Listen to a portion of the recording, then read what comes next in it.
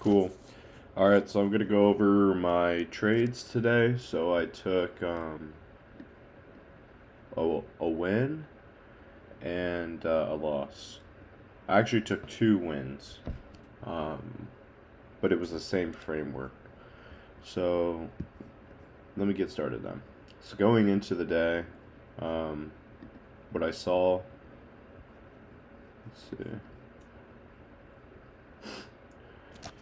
Basically, what I wanted for today to do is to send higher, and we had decoupling upon equities open.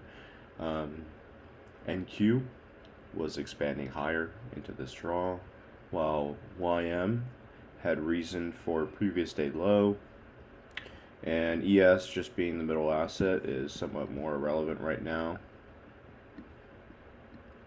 But what I saw though is once YM came into this low, right?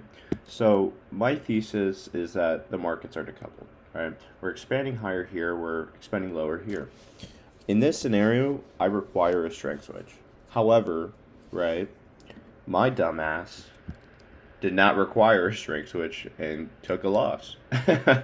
um, as we see, we came into this level, right? 9:30.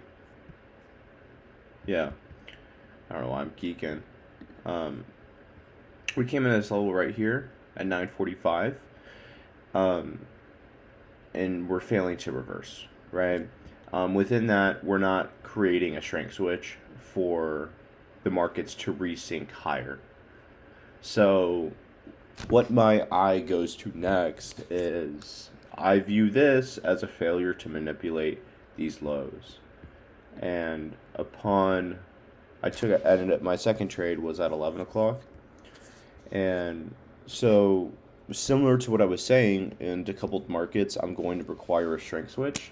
And that's exactly what we end up getting. So we see that although we do have this failure swing, in a sense, divergence, one way Garrett talks about trading away from failure swings is with a strength switch, right? So we have the strength switch where within that decoupled market, and it's constituted or it's allowed to trade away from this signature in here because it is a strength switch. So what I did to trade this, so first off, I ended up taking the same framework on ES as well to this low. I entered right here, and then we started gapping lower. But basically, the thesis of this trade, this in here,